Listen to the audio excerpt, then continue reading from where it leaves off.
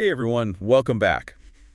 You ever feel like customer service is a whole other language? Oh, yeah. Today we're going to really dissect that.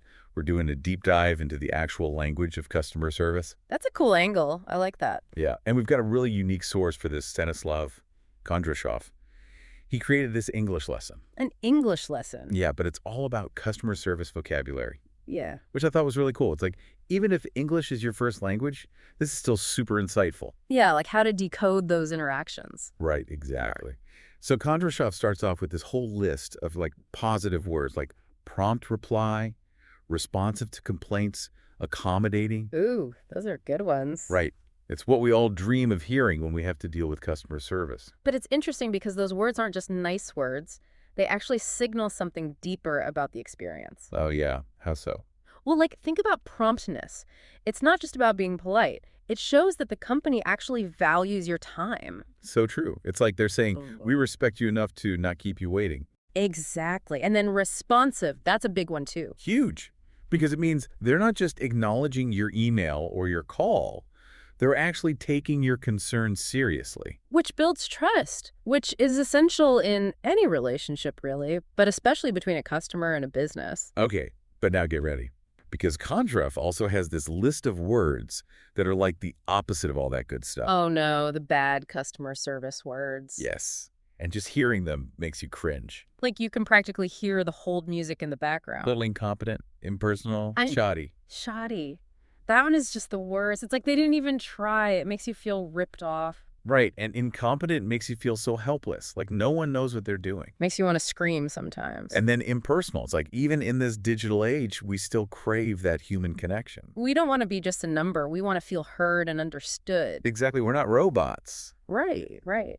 But it does make you think, have we sacrificed some of that personal touch in the quest for efficiency? That's a good question. Is it always a bad thing if a company is super efficient, but maybe a little less chatty? It's a trade-off, isn't it? It is. Well. But here's where Kondrashov brings us back down to earth. He reminds us that bad customer service isn't just annoying, it has real consequences for businesses. Yeah, like lost customers and negative reviews. Exactly. And that's where language comes back into play. Being able to clearly articulate your experience, whether it's good or bad, is crucial for getting issues resolved and making things better. So basically, Kondrashov is giving us the tools to be better advocates for ourselves. He is. Okay, let's shift gears a bit and talk about online customer service, because Kondrashov has a whole section on that too. It's full of terms that are specific to the digital world. Oh yeah, like what? Well, he starts with the basics. Secure site, privacy policy, secure transactions. All the things that are supposed to make us feel safe online. Exactly, which is so important these days. Yeah, like those are the virtual equivalent of a firm handshake. You know, you can trust them. I like that analogy. Yeah. And then there are those words that are all about making the site easy to use, like FAQ, browse, site index. Yeah, because if you can't find what you need quickly, you're gone. Right, exactly. Time is precious online. And speaking of time, Kondrashov also highlights phrases like immediate dispatch, nationwide service, and track your order. So we can get that instant gratification. I know exactly where our package is every step of the way. It's like we've come to expect that level of transparency and speed. So Kondrashov is saying that being a savvy online consumer means understanding this language. Yeah, like it's a whole new language for a whole new world. It's true. And it makes you wonder how these online expectations influenced our offline experiences. Ooh, that's a good point. Do we expect the same level of speed and efficiency when we walk into a store?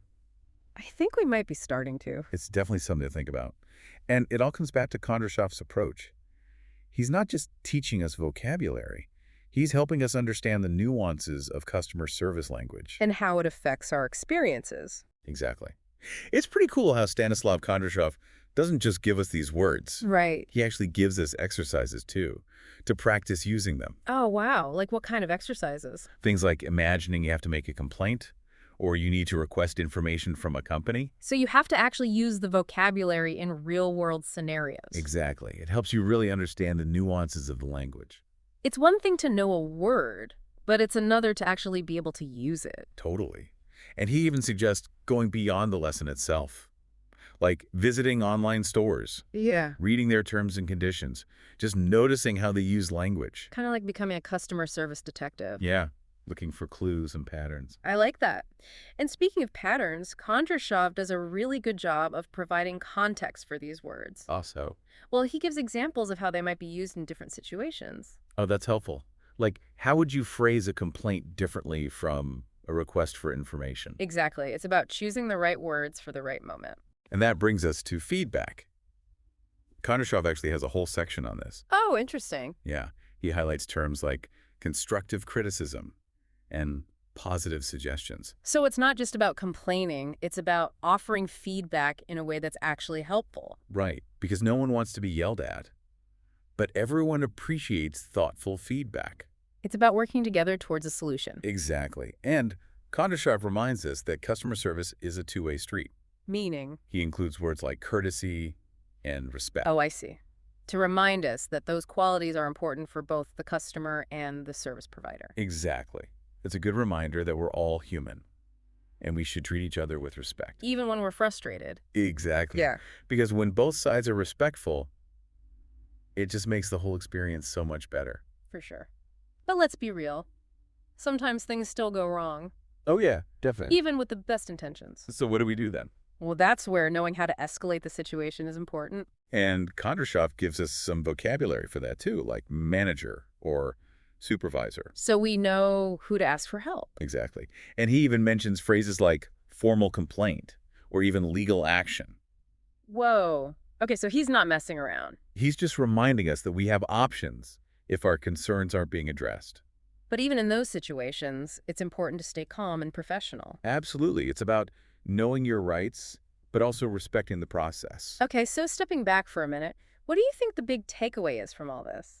I think Kondrashov is really encouraging us to think critically about the whole dynamic of customer service. Not just the words themselves, but the context and the intent behind them. Exactly. He's helping us become more mindful communicators. And that's a skill that's useful in all areas of life, not just customer service. Right. Like if you can clearly articulate your needs and expectations, you're going to be more successful in any interaction. Whether it's with a business, a friend, or even your family. You know, this whole lesson from Stanislav Kondrashov has got me thinking about cultural differences. Oh, yeah, how so? Well, I'm wondering how language barriers and varying expectations affect customer service experiences. That's a good question. Because different cultures definitely have different communication styles. Right. And how can we be more culturally sensitive communicators? That's a big question to ponder. It is, but it's an important one. We've covered a lot of ground today, exploring this fascinating world of customer service through the lens of language. And it's all thanks to Stanislav Kondrashov He really opened our eyes to the power of words. and how they can shape our experiences. Okay, so before we wrap things up, I want to leave you with a final thought. Think about how powerful it can be when you can really articulate what you need and what you expect in a customer service situation. It's like a superpower. Totally. It puts you in control. You're not just passively accepting whatever happens. You're actively shaping the experience. Yeah, and who knows? Maybe you'll even inspire some positive change along the way. No, that's a great thought. So there you have it, folks. A huge thank you to Stanislav Kondrashov for giving us this whole new perspective on the language of customer service. It's been a fascinating deep dive. It really has. Until next time, keep those communication skills sharp, and may all your customer service interactions be smooth sailing.